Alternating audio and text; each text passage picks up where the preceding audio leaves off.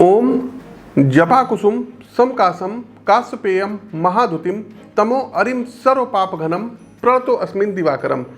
नमस्कार, जय श्री राम मित्रों। ज्योतिष के इस मंच पर मैं पंडित आशीष वत्स उपस्थित हूँ आप सभी प्रबुद्ध दर्शकों के समक्ष। सूर्य का मीन राशि में गोचर जो 15 मार्च को होने वाला है, इसका प्रभाव आप सभी जातकों पर क्या पड़ेगा। साथियों, 15 मार्च 2022 सुबह 12:31 पर ग्रह कुलाधिपति भगवान भुवन भास्कर जल तत्व प्रधान मीन राशि में प्रवेश करेंगे, जहां ये 14 अप्रैल 2022 तक रहेंगे। लगभग एक माह के इस गोचर काल में अग्नि और जल का यह संयोग आपके जीवन पर क्या प्रभाव डालेगा। मित्रों, हम जिस ग्रह पर रहते हैं पृथ्वी, उसकी उत्पत्ति भगवान सूर्य से ही हुई है। अतः आदित्य नारायण हम सभी के पितामह हैं। सूर्य को नारायण का प्रत्यक्ष अवतार भी कहा जाता है, इसलिए ये पालनकर्ता भी हैं और हमारे मन, मस्तिष्क और आत्मा की जीवन शक्ति का धागा अदृश्य रूप से सूर्यदेव से कहीं ना कहीं बंधा हुआ है। इसलिए हमारे जीवन में जितनी भी घटनाएं घटित होती हैं, फिर चाहे वो प्रत्यक्ष हो या अप्रत्यक्ष है, उन सभी को भगवान भुवन भास्कर कहीं ना कहीं से नियंत्रित करते हैं। आपके विचार, आपका व्यवहार, आपकी इच्छा शक्ति, इन सभी को बल सूर्य के द्वारा ही प्राप्त होता है। साथ ही साथ दर्शकों, एक बात और बताना चाहेंगे, 5 राज्यों के परिणाम अभी चल रहे हैं, लेकिन दर्शकों, 1 वर्ष पूर्व लगभग हमने प्रिडिक्शन किया था कि उत्तर प्रदेश में योगी आदित्यनाथ की सरकार, बीजेपी की सरकार सत्ता में वापसी करेगी। आप उस वीडियो का पहले लिंक देखिए, डिस्क्रिप्शन बॉक्स में भी लिंक है। 10:17 से और 10:50 तक जब आप उस पर जा करके क्लिक करेंगे, आपको सीधा 1 वर्ष पूर्व का वो वीडियो है, 6000 से अधिक व्यू है। प्रत्यक्ष को किसी प्रमाण की आवश्यकता नहीं होती, पहले जा करके देखिए कि हमने उस वीडियो में क्या कहा था। हम आपको अपने वीडियो में भी इसमें दिखाई दे रहे हैं। उत्तर प्रदेश में चुनाव होने वाला है और इस संवत्सर में ही चुनाव होगा। तो दर्शकों, कुंडली का तो विश्लेषण कर ही रहे हैं और काफ़ी कुछ उस नतीजे पर हम पहुंच सकते हैं। इस साल भी दर्शकों 2022 में उत्तर प्रदेश में, यूपी में योगी आदित्यनाथ की जो सरकार है, ये पुनः सत्ता में आएगी। ये आप लोग मोटे मोटे अक्षरों में नोट कर लीजिएगा, इस वीडियो का इसको आप लोग देख लीजिएगा। दूसरा दर्शकों, मणिपुर के बारे में हमने प्रेडिक्शन किया था कि मणिपुर में कमल खिलेगा और वैसा ही होता दिखाई पड़ रहा है। आप उस वीडियो का लिंक देखिए। आगे बढ़ते हैं दर्शकों, मणिपुर। तो मणिपुर में बीजेपी क्लीन स्वीप करेगी, सत्ता में आएगी। तीसरा दर्शकों, गोवा के बारे में जो हमने प्रेडिक्शन की थी कि गोवा में कमल खिलेगा, बीजेपी सत्ता में आएगी, आप उस वीडियो को भी देखिए और यही हाल गोवा का रहेगा। गोवा में भी भारतीय जनता पार्टी सत्ता में आएगी। दर्शकों, पंजाब के बारे में हमारे पास हकीकत आपको बताएं कि भगवंत मान जी की कुंडली नहीं थी। हमारे पास जिनकी कुंडली आई थी, हम आपको बता दें, कैप्टन साहब की कुंडली आई थी, चरणजीत सिंह चन्नी जी की कुंडली आई थी, उसके अलावा बीजेपी के कई नेताओं की आई थी, अकाली दल की भी आई थी, लेकिन इनमें से किसी की कुंडली बहुत स्ट्रांग नहीं थी, इसलिए हम इसमें कुछ कह पाने में असहज थे। लेकिन जो पार्टी की कुंडली थी, आम आदमी पार्टी की कुंडली थी, तो उसमें हमने साफ साफ कहा था कि बहुत ही अच्छे, मतलब आम आदमी पार्टी का प्रदर्शन बहुत ही अच्छा रहेगा और वैसा ही होता दिखाई पड़ा। रही बात उत्तराखंड की दर्शकों, जी हाँ, उत्तराखंड पर भी अब आ जाते हैं, क्योंकि जहाँ कहीं कमी हो तो उसको स्वीकार कर लेना चाहिए। उत्तराखंड के बारे में दर्शकों हम आपको बताएं कि हमने वहाँ प्रेडिक्शन की थी कि बीजेपी और कांग्रेस के बीच बहुत कड़ी टक्कर रहेगी और हमने वहाँ प्रेडिक्शन किया था कि कांग्रेस सत्ता में आ सकती है। ये मैंने वहाँ प्रेडिक्शन किया था। ये प्रेडिक्शन हमारी गलत हुई है।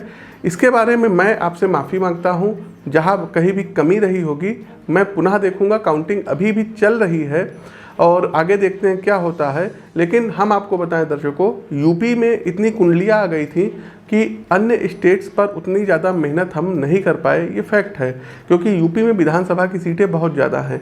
तो इस लिहाज से दर्शकों, कहीं जो कमी रह गई होगी हाथ जोड़ करके माफ़ी मांगते हैं। जहाँ कहीं भी कमी होगी आगे फिर देखेंगे।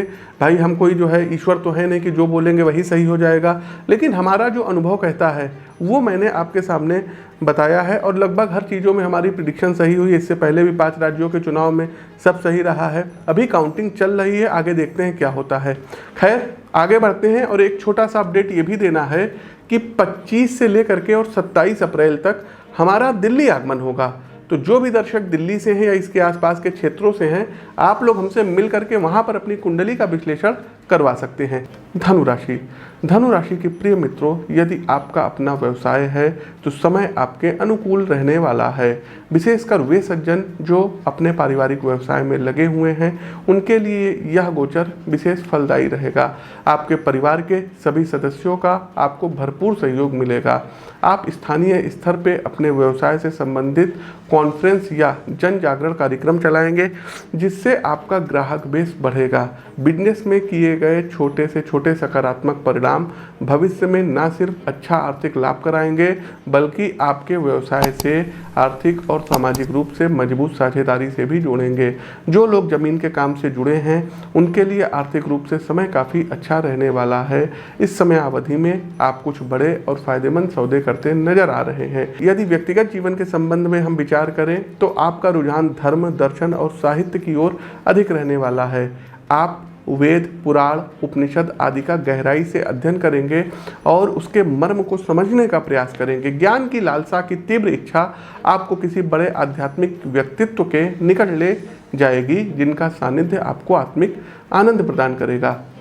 यदि परिवार के अन्य सदस्यों से आपके संबंधों की बात करें तो मामला थोड़ा नरम गरम रहेगा।